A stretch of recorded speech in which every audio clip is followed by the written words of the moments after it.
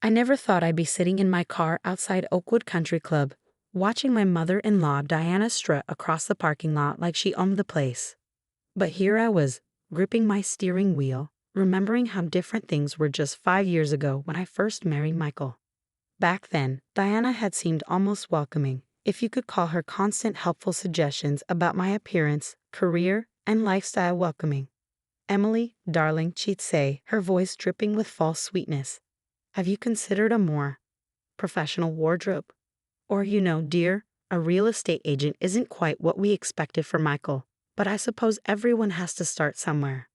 I'd learned to bite my tongue, smile, and nod. After all, Michael had warned me about his mother's particular nature. What he hadn't warned me about was her talent for turning every family gathering into an opportunity to remind everyone of their social status, or in my case, the lack thereof. The annual Mother's Day brunch at Oakwood Country Club was her crown jewel of social events. For the past 4 years, I'd endured it with gritted teeth and forced smiles, watching Diana hold court among her country club friends while making subtle digs about my humble beginnings. This year was supposed to be different. Michael and I had just moved into our new house. Nothing flashy, but a comfortable 3-bedroom in a good neighborhood. We'd been hoping to start a family, and for once, I thought Diana might actually be proud of her son's life choices. I should have known better. "Emily, dear." Diana's voice carried across the parking lot as I finally stepped out of my car. She was wearing her signature pearl necklace and a pastel pink suit that probably cost more than my first car.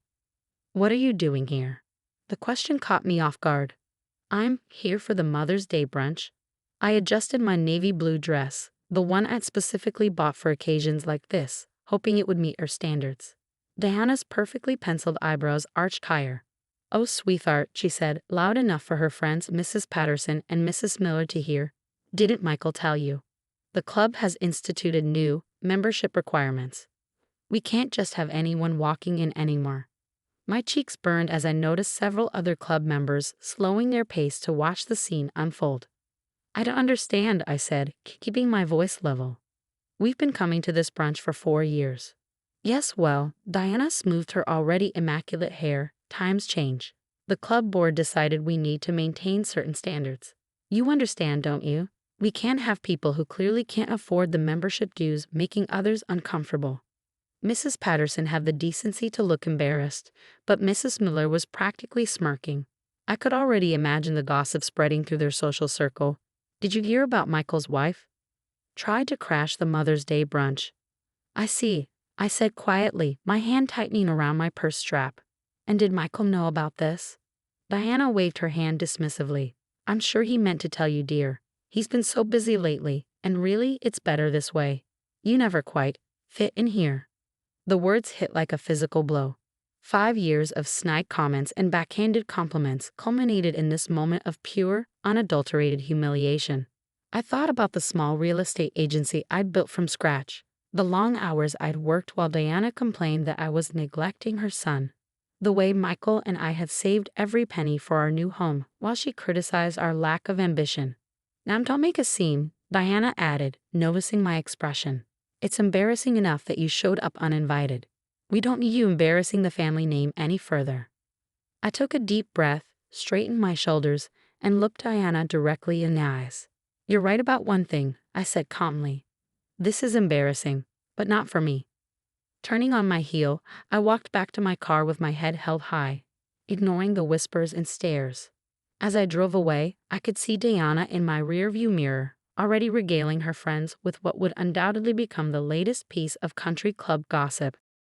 My phone started ringing before I even reached the main road. Michael's name flashed on the screen, but I let it go to voicemail. I needed time to think, to plan.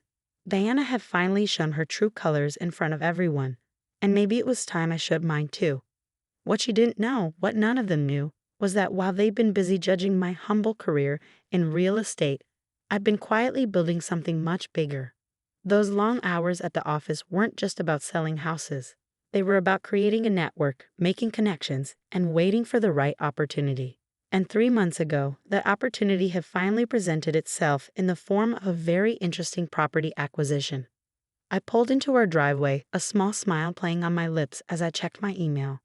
There it was, confirmation from my lawyer that everything was in order. In exactly 1 week, Oakwood Country Club would be holding its annual members' meeting to discuss the club's recent change in ownership. Diana had always said I didn't belong at her precious country club. Soon she learned just how wrong she was. The week following the Mother's Day incident was a symphony of ignored calls and diplomatic responses. Michael was furious when he heard what his mother had done, but I managed to calm him down before he could confront her. She went too far this time, he fumed, pacing our living room. I can't believe she would humiliate you like that in front of everyone. I'm going to call her right now and... No, I said, catching his hand as he reached for his phone.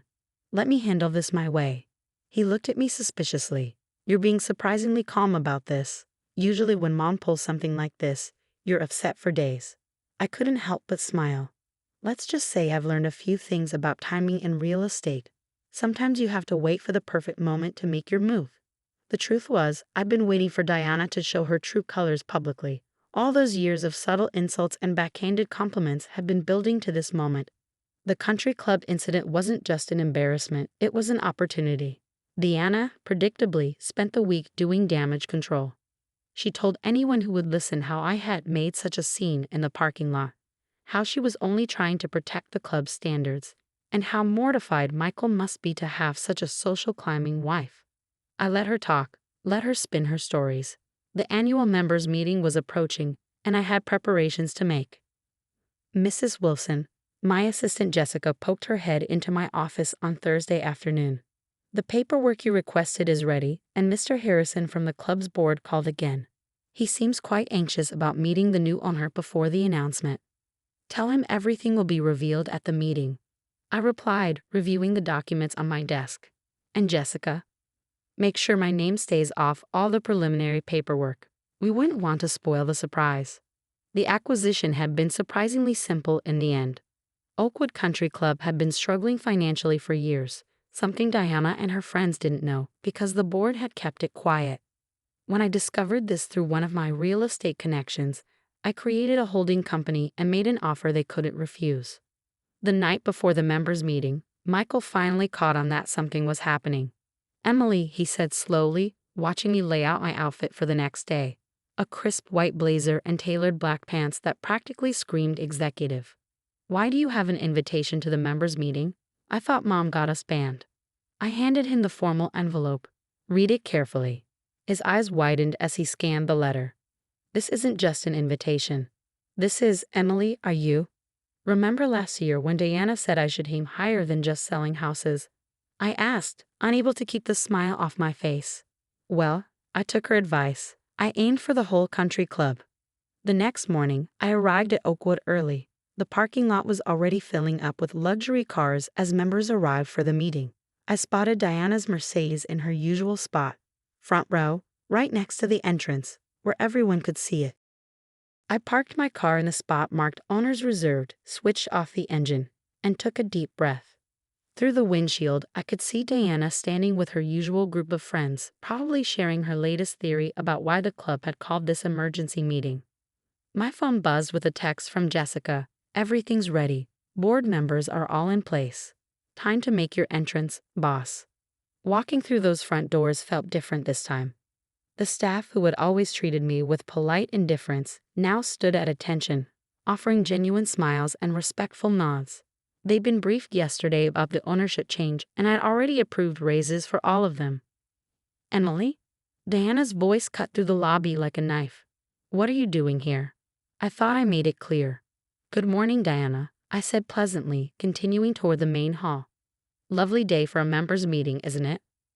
She hurried after me, her heels clicking on the marble floor. This is a private meeting for club members only. You need to leave before you embarrass yourself again. Oh, I don't think that will be necessary, I replied, pushing open the double doors to the main hall. After all, I called this meeting. The room was packed. Every member of the club was there, along with the entire board of directors. All eyes turned to us as we entered, Diana, red-faced and flustered, and me, calm and collected. Security, Diana called out, her voice shrill. This woman is trespassing. The security guard stepped forward, but instead of escorting me out, he smiled and said, Good morning, Mrs. Wilson. The board is ready whenever you are. Diana's face went from red to white in an instant. What's going on here? I checked my watch, right on schedule. The big reveal was moments away, and years of Diana's condescension were about to come full circle. As I walked toward the podium, I couldn't help but think that some lessons in humility are best learned in public. The board chairman, Mr. Harrison, cleared his throat and addressed the packed room. Ladies and gentlemen, we've called this emergency meeting to announce some significant changes at Oakwood Country Club. As many of you know, ownership of the club has recently changed hands. Today, we'd like to introduce you to our new owner. Diana was still standing near the door, her perfectly manicured hand clutching her pearl necklace. I could practically see the wheels turning in her head as she tried to figure out who among her social circle had bought her beloved club. Please welcome, Mr. Harrison continued, Mrs. Emily Wilson. The silence that followed was deafening. Then, like a wave, whispers swept through the room. I stepped up to the podium, enjoying the look of absolute shock on Diana's face. Thank you, Mr. Harrison, I said, my voice clear and confident. As your new owner, I want to assure everyone that Oakwood's tradition of excellence will continue. However, there will be some changes to club policies, particularly regarding membership requirements. Mrs. Patterson's hand shot up. What kind of changes? I smiled. For starters, we'll be ending the practice of discriminating against members based on perceived wealth or social status. Oakwood will now judge its members by their character, not their bank accounts. Diana finally found her voice. This is ridiculous, she sputtered, stepping forward. You can't possibly own the club. You're just a real estate agent. Actually, mother dear, Michael's voice came from the back of the room as he walked in. Emily owns one of the largest real estate investment firms in the state. She's been buying and developing properties for years while you were busy judging her career choice. I nodded. That's right, and when I heard Oakwood was struggling financially, I saw an opportunity to save this historic club and perhaps teach a valuable lesson about judging people without knowing their true worth. The color drained from Diana's face as the implications sank in. All those years of condescension, the subtle digs about my career, the public humiliation at the Mother's Day brunch, and all along, I'd been more successful than she could have imagined. I expect my invitation to next year's Mother's Day brunch won't get lost in the mail. I added just loud enough for everyone to hear. The laughter that rippled through the room was the final straw for Diana. She turned and fled, her designer heels echoing on the marble floor. Mrs. Miller made to follow her, but Mrs. Patterson grabbed her arm and shook her head. After the meeting, members crowded around to introduce themselves, properly this time. Many apologized for their previous behavior, while others praised the changes I proposed for the club. Michael stood by my side, beaming with pride. You know, he whispered in my ear, I've never seen Mom run that fast in heels. Later that evening, as Michael and I sat in our backyard enjoying a quiet dinner, the calls and messages started pouring in. Diana had apparently recovered enough to start a campaign of damage control. Mom wants to know if you'll meet her for lunch tomorrow, Michael said, checking his phone. She says she needs to clear the air about some misunderstandings. I took a sip of wine. Tell her I'll be happy to meet her, at the club, of course. I believe there's a lovely table with my name on it now.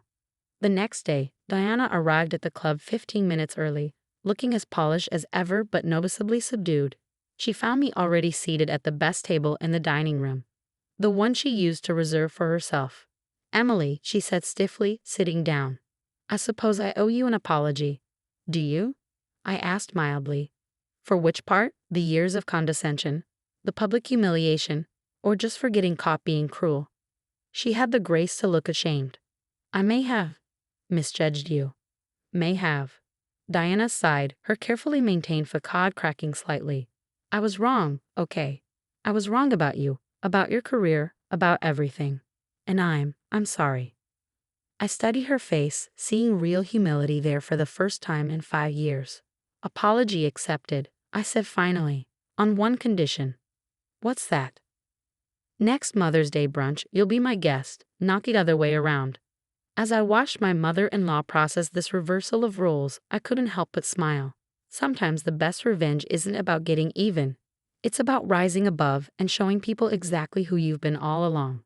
And if that lesson comes with ownership of their precious country club, well, that's just the cherry on top.